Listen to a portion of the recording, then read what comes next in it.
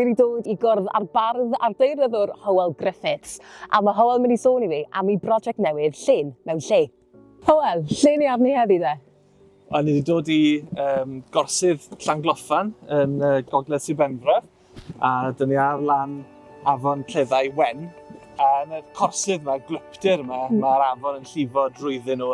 Ddim yn bell iawn o darddle mewn ffordd Afon Cleddau wen. Felly mae'n lle addas I ddod, dwi'n meddwl arbennig I ddod, achos mewn ffordd bron iawn yn fan hyn mae'r afon yn dechrau I thaith tuag at y môr. Felly, mae dod fan hyn ar ddechrau'r prosiect yn teimlo'n addas iawn I fi. A beth yw'r prosiect yma? Pam bod yr ardal yma'n bwysig ar gyfer y prosiect yn benodol? Mae'r prosiect yn brosiect ar y cyd rhwng Llenyddiaeth Cymru a WWF Cymru, prosiect Llên mewn lle, sy'n edrych ar sut allwn ni ymdrin â, neu sut allwn ni archwilio'r argyfwng hinsawdd a argyfwng natur trwy lenyddiaeth.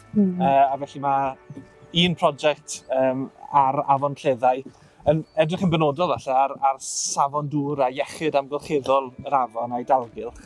A beth yw yn benodol am yr ardal hon sy'n fel bod e'n hysbrydoli di? Mae lle yma heddi yn benodol, mae'n ardal hyfryd. Mae ddim yn bell o darddiad yr afon, a fi'n credu bod rhywbeth eitha pwerus a pwysig fyna o ran mynd at darddiad rhywbeth a gweld lle mae rhywbeth yn dechrau. Cyn bod ni fel pobl falle yn cael effaith ar yr afon yn ormodol. Ond dwi'n meddwl bod y corsydd a llefydd glypdiroedd fel hyn mor bwysig am nifer o resymau, bywyd gwyllt, carbon, ffaith bod corsydd mae'n gallu arafu llif y dŵr.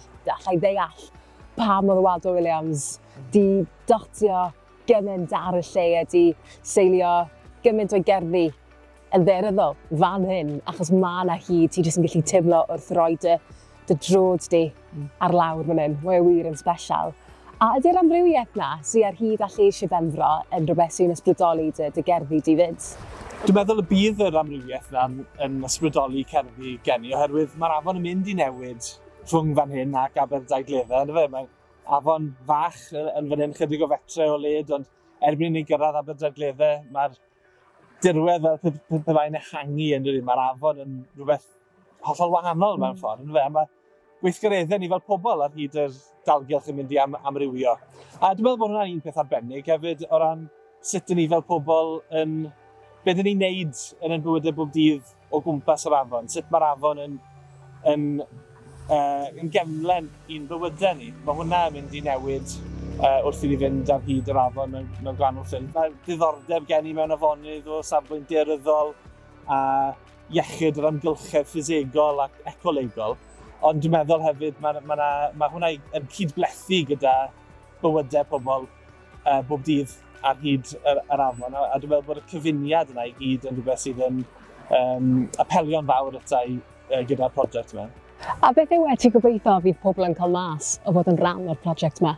Fi'n gobeithio bydd pobl yn cael mwynhad a bydd o edrych ar sut maen nhw'n ymwneud gyda'r afon. Beth yw I hanesio nhw am yr afon a beth yw I gwybodaeth a'i dealltwriaeth nhw am yr afon. Fi'n gweld hwn fel rhywbeth sicr ar y cyd gyda pobl. Felly dwi'n gobeithio gallu dysgu am yr afon ac am yr ardal gan bobl sy'n byw yn yr ardal a'i harbenigedd nhw am enwau llefydd ac yn y blaen a hanes cymdeithasol yr ardal a'r afon. A dwi'n wedyn gobeithio rhannu rhywfaint o wybodaeth I ynglyn â natur ffisegol ac ecolegol yr afon. A gyda'n gilydd wedyn gobeithio yn gallu dyfnhau yn perthynas ni gyda'r afon. A falle archwilio yr heriau sy'n wynebu yr afon o ran iechyd yr amgylchedd ac yn y blaen. A trio gweld os oes yna ffyrdd gwahanol o wneud pethau bydd yn gwella amgylchedd yr afon yn y dyfodol.